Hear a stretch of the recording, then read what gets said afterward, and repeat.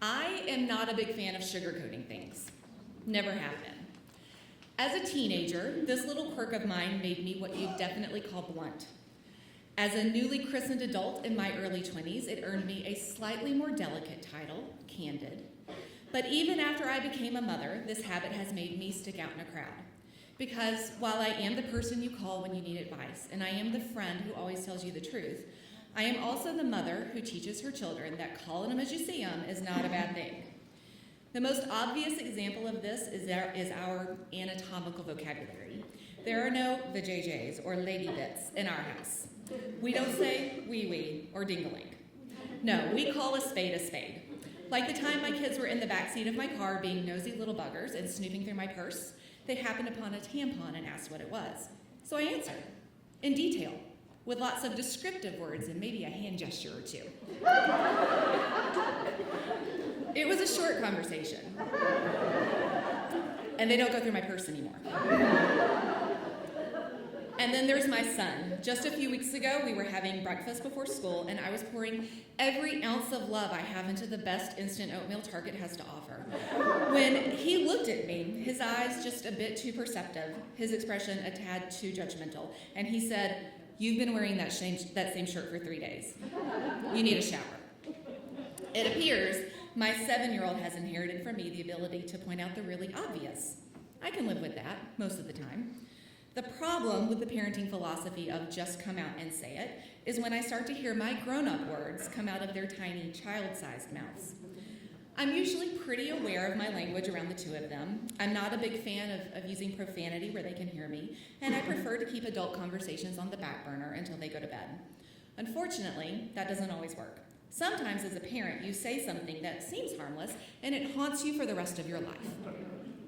When my daughter was 4, she had a recurring rash on her lady bits. We did whatever we could think of to distract her. We'd sit down and read a book to her, give an extra 5 minutes of cuddling at bedtime, or fix a scoop of chocolate ice cream.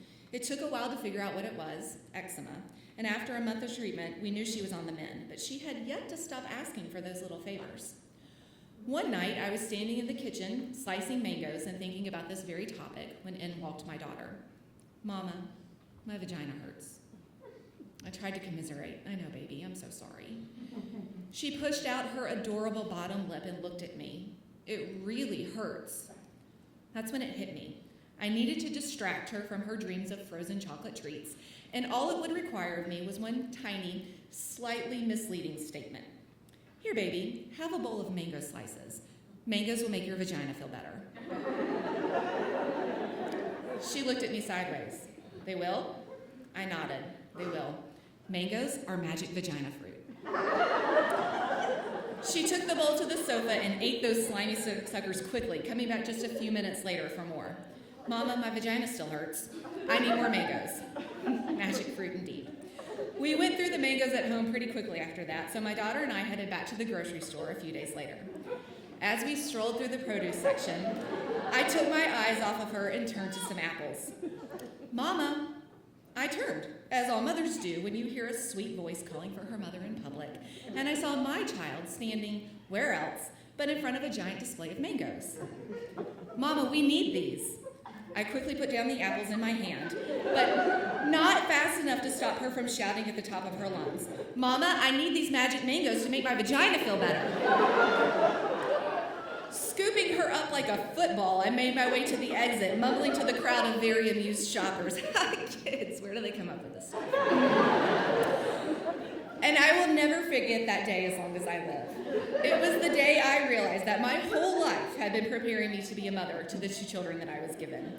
They take after me in so many ways. They're sweet and honest, and they need a mom who will not only respect that, but model it for them. My kids have shown time and again that they trust that I will always call them like I see them, that I will always tell them the truth no matter what. That is both humbling and an insane amount of pressure. And it also means that I am so totally screwed when they find out about Santa.